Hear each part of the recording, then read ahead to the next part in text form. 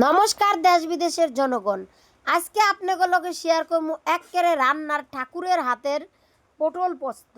এই পটল পোস্তটা খাইতে এত ভালো লাগে, একবার খাইলে হাড় চাটতে থাকবেন, ভাববেন কোন সময় আরেকটা দিব।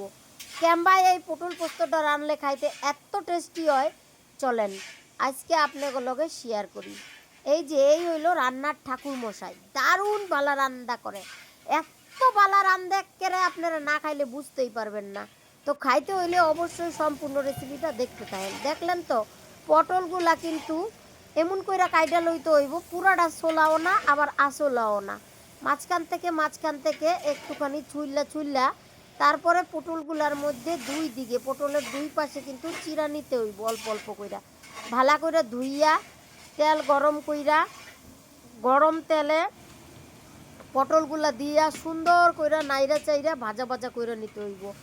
আর আন্দাজ মতন অল্প একটু লবণ আর হলুদ গুঁড়া দিয়া কিন্তু এই যে পটল গিলান্ডে একেবারে দেখতেই পাচ্ছেন লাল লাল কইরা কিন্তু ভাজ্যা নিচে। এইবার কিন্তু এই যে আমাদের ঠাকুর মশাই দেখেন তেল ঝরাইয়া পটলগুলা উড়াই রাখতেছে। একেবারে সহজ এই রেসিপিটা, আর খাইতে অসাধারণ হয়, খুবই ভালো লাগে খাইতে। সবগুলা পটল কিন্তু এমন কইরা ওই তেল ছাইক্কা উঠাই নিতেছে, দেখছেন নি? ঠিক আছে, পটল পোস্তর লইগা স্পেশাল মশলা দেখেন কি কি দিবার নাকছে। দিছে হইছে গা চীনা বাদাম আর চার মগজ, আর হইছে পোস্ত, অল্প একটু সর্ষা, আদা, জিরা, ব্যাস মিক্সচারে দিয়া সুন্দর কইরা একেবারে মিহি একটা পেস্ট করে নিচ্ছে। হ্যাঁ, কাঁচা লঙ্কা তো অবশ্যই দিছে, অন্য কোনো পেঁয়াজ রসুন না, কিন্তু আজকে একেবারে নিরামিষে পটল পোস্ত হইতেছে। কাঁচা লঙ্কাও দেওয়া হয়েছে, আবার অল্প লঙ্কার গুঁড়োও দেওয়া হইব। আপনারা চাইলে খালি কাঁচা লঙ্কা দাও রাঁধতে পারেন। মশলাটা মিক্সচারে সুন্দর করে পেস্ট করে নিচ্ছে আমাকে ঠাকুর মশাই। এই ঠাকুর মশাই কিন্তু খুবই গুণী, দেখছেন নি? নিজের হাতে মশলাও পেস্ট করে নিচ্ছে। আপনারা চাইলে শিলপাটায় বাইটটাও নিতে পারেন।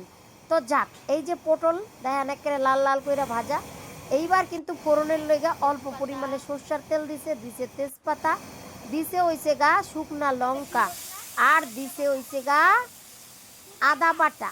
দেখছেন নি? গরম তেলের মধ্যে আদা বাটা দিয়া সুন্দর কইরা একটু নাইরা চেড়ে নিছে।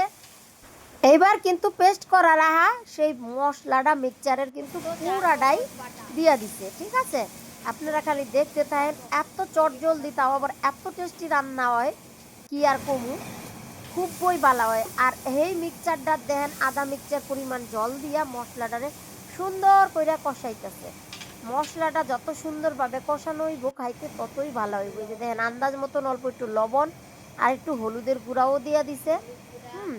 এইবার শুধু নাইরা চাইরা মশলাটারে কষাইতে লাগবো। এবার দিয়ে দিছে আন্দাজ মতো লাল লঙ্কার গুঁড়া, অল্প একটু কাঁচা লঙ্কা দিছিল, আন্দাজ মতো লাল লঙ্কার গুঁড়া আর অল্প একটু জিরার গুঁড়া দিয়া খুব সুন্দর কইরা কিন্তু নাইরা চাইরা মশলাটারে কষাই নিছে। মশলাটা কষতে দেখেন একদম চিপচিপ করে তেল বাড়াই আইছে, আর কালারটাও কি সুন্দর হয়ে গেছে। তাও আরেকটু সময়ের লইগে কিন্তু কষাই নিছে, দেখছেন নি? তো মশলা কিন্তু একেবারে কষা কষা হইয়া গেছে। পটল পোস্তর মশলাটা হয়েছে কষানি মেন। আর কি কি মশলা দেওয়ান লাগবো সেটাও বালা করে জাইনা নেওয়ান লাগবো, তবেই খাইতে বালা হইব। মশলাতে তখন চিপচিপ করে তেল বাড়াইবা নাকছে, তখন দেখেন দিয়ে দিছে অল্প একটু মিট মশলার গুঁড়া। মিট মশলার গুঁড়াটা দিয়া আবারও নাইরা চাইরা এবার দিয়ে দিছে আন্দাজ মতন জল। এই যে চায়ের ক্যানটা বইরা এক ক্যান জল দিয়া ব্যাস এবার জলটা দিয়া ভালো করে নাড়ায়া চাড়ায়া ঝোলটারে ফুটাই নেওয়ান লাগবো। যতক্ষণ না একেবারে টকবক করে ফুটতেছি ঠিক ততক্ষণ কিন্তু ফুটাই নিছে। দেখছেন ঝোল একেবারে টকবক করে ফুটতে নাকছে। তারপরে ওই যে লাল লাল করে ভাইজে রাখা পটলগুলা কিন্তু দিয়া দিছে। ব্যাস এইবার দেখেন সুন্দর কইরা মিশাই নিব। এবার নাইরা চাইরা আবার কিন্তু সুন্দর করে ফুটাই নিব। মোটামুটি রান্নার ঠাকুরের কথা অনুযায়ী 5-7 মিনিট হাই আছে ফুটাই নিব। ঠিক আছে, পটল পোস্তটা রান্নার সময় আমি যে দাঁড়ায় আসছিলাম না, এত সুন্দর গন্ধ বাইরেছিল, একেরে ঘ্রাণে একেরে এত ভালো লাগতেছিল, দেখাই বোঝা যাইতেছিল খাইতে কিন্তু দারুণ টেস্ট হইব। আমি কিন্তু খাইয়াও দেখছিলাম রান্নার পরে, সত্যি দারুণ টেস্ট হয়েছে। তো এই যে দেখেন একেবারে টকবক কইরা কিন্তু ফুটা গেছে। ভালা করে একবার নাইরা চাইরা মিনিট 7 মতন হাই আছে কিন্তু ফুটাই নেওয়া হয়েছে। এইবার কিন্তু অল্প একটু চিনি দেওয়া হইতাছে, অল্প একটু চিনি দেওয়ান লাগবো আর দেওয়ান লাগবো গরম মশলার গুঁড়া। ব্যাস চিনি আর গরম মশলার গুঁড়া দিয়া নাড়ায়া চাড়ায়া মিনিট 2 লইগা রান্না কইরা নামায় নিলেই কিন্তু পটল পোস্ত একদম রেডি। ফাইনালি পটল পোস্ত লুকটা জাস্ট দেখেন, অসাধারণ। কার কার জিহ্বায় জলায়ে পড়ছে অবশ্যই কমেন্ট করেন। আর বাড়িতে কিন্তু এই রান্নার স্বাদ পাইতে হুবহুব রেসিপিটা দেখে নিয়ে আপনারা রান্না করে খান, দেখবেন আপনাকেও দারুণ লাগবো। কেমন ছিল আজকের এই রেসিপিটা অবশ্যই কমেন্টে জানাবেন। আজ তাহলে এনই থাক, দেখা হইতাছে পরের রেসিপিতে, ততক্ষণের লইগা টাটা।